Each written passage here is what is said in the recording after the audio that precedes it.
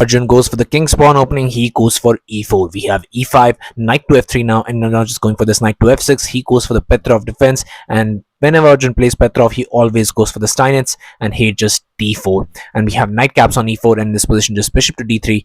Here in this position, just going for d5, and we have this knight caps on e5. Knight to d7 was paid. Knight to c3 now, and just going for the straight Wei Yi. Knight caps on c3. B captures. Bishop to d6 in this position. These are all standard moves in Steinitz attack, and he just castles and castles by both of these plays. And if you look at the why on as to why Arjun decided to go for this opening in the first place.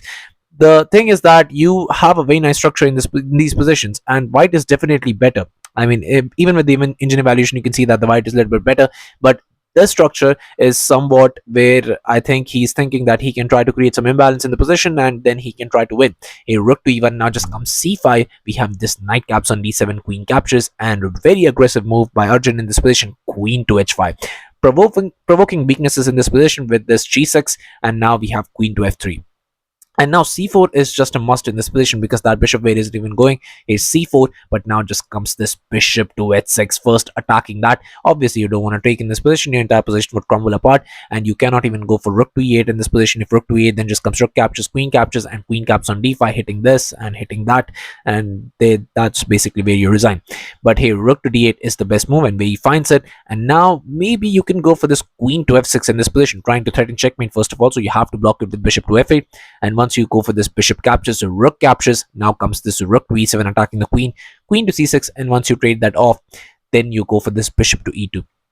You have to remaneuver the bishop somewhere. You don't want to go to f1, it will be a bit too passive, so this is the only square.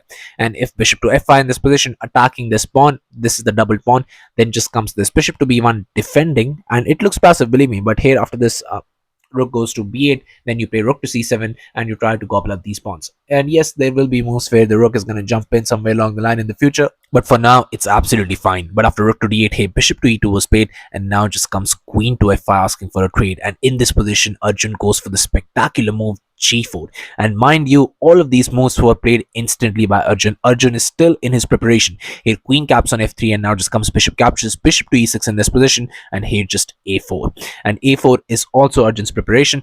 Bishop to f8 asking for a trade, but now just comes this bishop to g5. This is still preparation. Rook to d7, and now just comes even h4. King to g7 was played, and this was the move where Arjun got out of his preparation because he started thinking, and here just comes what should have been was this bishop to f4. You don't want to allow this bishop to actually occupy this, but the trouble for you is if you go for this bishop to f4, then just comes bishop to d6. Now you're forced to trade. Bishop captures, rook captures, and after this king to h2, now you just go for this, and after king to g3, a5. So you can try rook to b1, but again, it's not doing very much, although you have a weakness. But here after g5, then after rook to b8 in this position, just preemptively defending that so the rook can move. Now you just go for rook to e5 in this position, and if b5 asking for a trade, then just comes even h5, g captures, bishop captures, and game goes on. This is definitely going to be somewhat of a problem, but it's still fine, and both players have equal chances in this position. It's not like one is better than the other, but still, white has a lot of space, and generally the person with a lot of space in these kinds of openings is the one that wins. But you have to understand this one thing. Even in the commentator section, Grandmaster Srinath, an absolute legend, said this one thing that was very important, that once you go for these kinds of preparations, it's always important that you push until you know some things that are better in the position. If you over push in these positions, then sometimes it just backfires, and that's very much important, because that's what you have to understand. You don't want to overreach. You reach up until you can, then you pull the brakes, and then you go for a draw. Then we create chances in the next game. If you overreach, sometimes it just horrendously goes wrong. And in this position, after king to g7, just king to g2 was played, which is not a good move, because you don't want that bishop to be a good bishop and occupy this entire diagonal. And after bishop to d6, which was played by Wei, here comes rook a to b1, just eyeing that b7 pawn, but just comes this b6, and now rook to b5 in this position. It seems very nice for Arjun, but still that bishop is going to be a roadblock, and you'll see in the position bishop to c7 is the only move, otherwise a5 and your position would have been really nice. But now comes bishop to c1, and once I saw this move bishop to c1, I was very impressed by, I mean, his play, because that bishop can now be remaneuvered to a3. It can also be remaneuvered somewhere along the line of f4, so that, you know, once the bishop moves from c7, obviously, but still you have many choices with that bishop. But after h6, now bishop to d1 was played, and now once I saw that, I was like, this could be a little bit passive. Here rook to e8 was played, but now comes this f4, and Arjun is going all in. He wants to win this game, and now he is going all really reaching now, not overreaching, but still he needs to be careful. Here rook d to d8 was played, and rook to d8 is a phenomenal move, because now this is going to be coming in, and you need to be really careful and understand why that's going to be a really nice move. Because here rook to b1 has to be played, but now just comes bishop to d7 nonetheless, and it was very difficult to find a right idea in this position, because rook captures is coming, your pawn is hanging, and you can, I mean, there are a lot of moves you can play, but rook captures is mostly the move that you think of firstly, and you can also capture with the bishop with the pawn hanging. If you capture with the rook, you can just remaneuver the bishop here to try and go after the other pawns, and it's looking very difficult to try and find a move. Once I was thinking about this, I was just like, you know, what can you even play here? You don't want to go for a move like this, you know, to try and go after the central pawn, because you cannot go for it directly, and that's the problem here.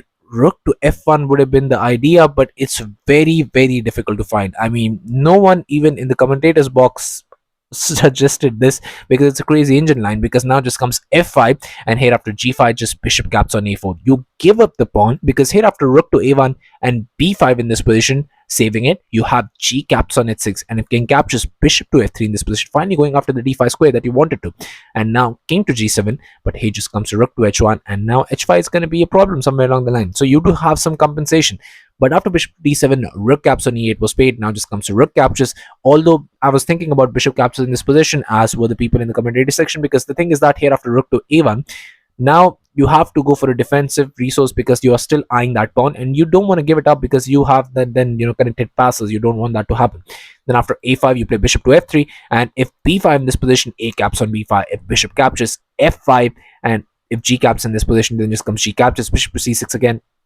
It's a very difficult position to have. You have an outside passer, and normally the person who has an outside passer has all the advantage, or most of the advantage. But here after rook caps on e8, was played. Wei doesn't want to complicate things, and here rook to a1 was played. And rook to a1 is a move that I did not like at all, because this was the best move in the position. I mean, best move recommended by the engine, best move in all sorts. But I was thinking about, why can't you go for a5 in this position? And a5 is a move which maybe should have been played, because here after b captures, now you go for rook to b7. You have some chances to, you know, complicate stuff. And here after rook to e1, you go for rook caps on c7, rook caps on d1, rook caps on d7, and after rook caps on c1, basically you trade everything. And after this rook caps on d5, just a4, rook to a5 in this position, and now maybe there can be rook caps on c2 with a check, but you will lose one of these pawns. So it still weighs a little bit better, but still, I mean, a lot more chances here than you would have had in the other chances. But after rook caps on e8, rook to a1 was played, and this is very passive. Here bishop to d8 was played. Now just going after the h4 pawn, and by the way, this is a very nice move, because how do you try and defend? But now just comes g5. And Wei Yi completely missed his chances here, because the move that he was supposed to play was just immediately jump in with this and just create some pressure here. But he went for edge captures for some reason, and edge captures is a move that engine absolutely does not like. And I was watching it live, and they were also saying that, you know, it just helps me get rid of one weakness that was there, and now I'm weakness free basically, or at least one weakness less. Here bishop to f5 was played, but now just comes as bishop to f3, and now if you want to take this, I'll take that, and now it's going to be a draw. And that's exactly what happened. Bishop captures, bishop caps on d5, bishop to d3 in this position, allowing that rook to move forward. But you still need to be careful, because your pieces are, well, least to say, very less active. And here rook to a2 was played, not allowing this check to exist on the board.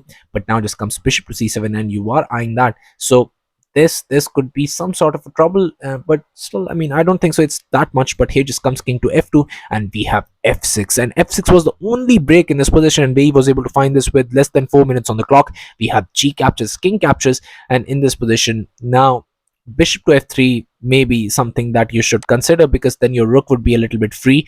And after this rook to h8, now trying to enter in, you have bishop to d2. Bishop to d2 is a very counterintuitive move, because you're allowing this rook to h2 check, and after this check you go for king to g3, and if rook to h7 in this position, now you just go for rook to b2. And if bishop to f5 is still persisting with the idea of trying to do some damage here, then you have this king to g2 and you don't have to worry about anything. If bishop to h3 check, now just comes king to g1, and most likely this game at best is a draw. But after this king caps on f6, bishop to e3 was played. And bishop to e3 is a move that, well, first of all, does not allow that thing to happen ever. But now you can try to go there, and that's going to be a problem. Rook to h8 was played immediately. Now just comes bishop to g2 in this position, blocking everything. But here, rook to h4, and now that pawn is threatened. And in this position, I mean, Arjun goes for a very nice idea. I mean, I really love this idea, because it still keeps the chances alive to be able to win this. And Arjun knows this, that the time format, as it reduces, it creates much more pressure. And once you have that pressure in your head, and if your opponent is constantly having these kinds of position, even with the black pieces, and with the white pieces he was almost winning, but with the black pieces, if this is the kind of play that he's showing, you most likely, when your opponent has that kind of day, you don't want to face him in the less time format, because he will be able to find the right idea, because he's most confident in that day. So he goes for d5, and d5 is a very nice idea, because hey, bishop caps on f4, you give up a pawn. a5, and he finds these moves with like less than 1 minute on the clock. And hey, bishop caps on e3, king captures, and b5 was played, keeping his options open. But in this position, the move that he was supposed to find is not at all easy. I mean, it's very difficult to find this idea, and that move is actually rook to b2. And you must be thinking, well, why can't I just give a check and then go for rook to b2? What is this rook to b2 doing even? Because here, after a6, it seems very weird that you have a rook on a file, which is, pawns are being defended, everything is fine. But you have d6. Now you push d6, because here after bishop to f5, you have rook to d2, now putting the rook behind the passed pawn. And if it reaches there, it's going to be very difficult to stop. And if bishop to d7, preventing from it moving forward, you have bishop to b7. This was the idea. And now those pawns are on light squares are actually a weakness, because king to e6, now just rook to g2 first, trying to go for this pawn. And if you try to defend it with rook to h6, you can see that all of those pieces are now passive, which were active. This is what you want from your opponent. You want him to defend and get the pieces back, so that you can try and go for a draw. And after bishop captures, king captures, you just go for rook to g5. You just threaten that pawn, and most likely this position here should have been draw. But after b5, rook to f2 check was played. And rook to f2 check is an absolute blunder in this position. Just one tempo is all it takes to ruin an endgame. And here, bishop to f5 blocking was played. But this is, well, it's very difficult to try and do anything. Here again, rook to b2 was played, but rook to b2 is now a bit too late, because here after a6, now you don't have the option of going for d6, which Arjun previously thought, because now you have king to e6, and here all the right ideas were found by Wei Yi in less than 2 minutes. Here rook to d2, and now just comes even bishop to d3. But bishop to d3 is a blunder, and there is only one move in this position which can save you, which is, yes, you guessed it right, bishop to b7. You want to grab that pawn. And here after king caps on d6, bishop caps on a6, rook to h3 check, king goes to f4, king to c6, and here just rook to b2, trying to go after those pawns as well. But after rook to h4 check, you go to king to g5. Yes, Wei Yi is a lot better in this endgame, but there would be much higher chances for a draw in this endgame. But after bishop to d3, rook to f2 was played, and this is completely, well, not completely over. If you go for king caps on d6, there is this rook to f6 check, and then, I mean, there would be much better chances in this position to be able to try and go for a draw. But here bishop to f5 was played by Wei Yi, and he knows that he's not going to blunder this. Rook to d2 now, putting the rook behind the pass pawn. But now just comes rook to h7, and rook to h7 is again a blunder. But in this position, the move that you want to find is the most impossible move of it all, because that is rook to d5 to be able to save the game. And the idea behind rook to d5 is very amazing, because if you go for rook to d5 in this position, then just comes king to d7. And you must be thinking, well, what is this idea? The idea is I have king to d4 and I can move forward. If you try any checks in this position, then I always have this king to c5. My pawn is protected. I am going towards there. I will get rid of these pawns, and yes, I will be able to create some chances in this position. So rook to d5, a very clinical move in this position to save this endgame. But here after bishop to c6, all hopes are lost, because now you have rook to h3 check, and here still bishop to f3 was played, but now just comes bishop to d3, and this endgame is over. king to f4, but now just comes king captures on d6, bishop to b7 now, but it's not gonna work. b4, a beautiful idea found by Wei Yi, because here after c captures, c3 was played, rook to d1 and even c2. That pawn is one square away from promotion. Rook to c1 and bishop to f5.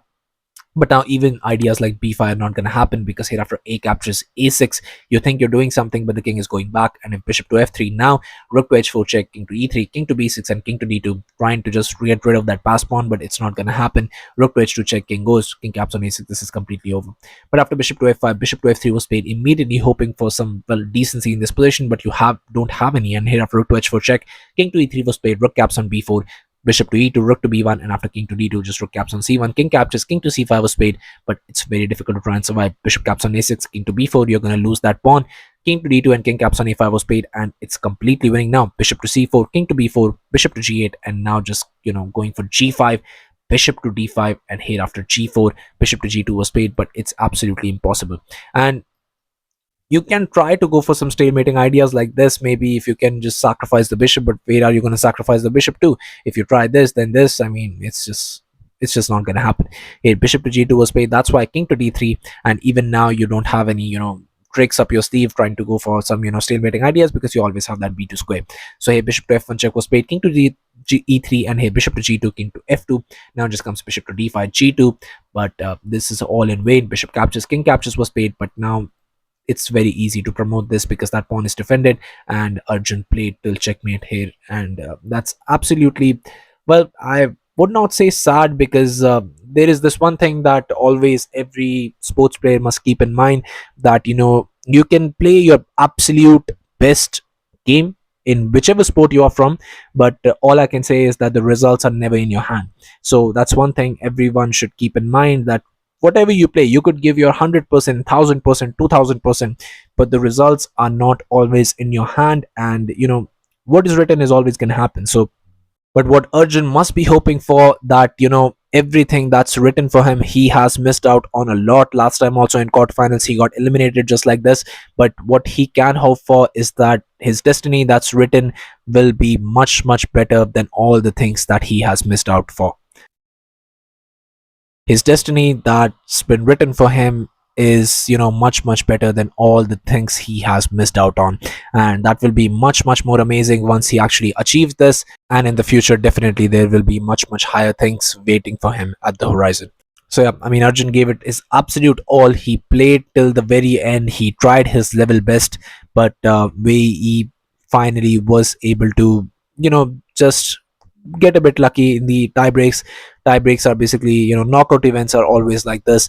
I mean, just one person who can get some chances here is always the thing, because you can get a lot lucky in tie breaks. And that's the thing that I was telling you about, that if you push towards the shorter time formats, it's always the person with the higher rating who is at a disadvantage, and the person with the lower rating can always try to get an advantage over them in the lower time formats. But really, thank you to Arjun for playing spectacular chess, coming this far. His field was much more difficult. He beat Peter Leko, he beat Levon Aronian, so he came here with absolute hard work and persistent perseverance, beating the top grandmasters, the top players in the field. And definitely that's one thing to be admired about, that he gives it his all no matter the opponent. And this time he got so close, but I think next time when the things will come towards him, I think he will be much more better prepared. And the thing is that next time when the things will happen, he can just rise through the ranks very easily, just beating every opponent and going to the candidates. And maybe the reward might not just be the candidates,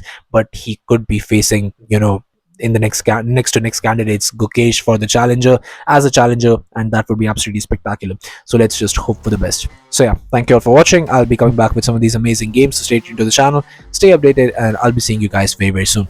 Thank you very much for watching.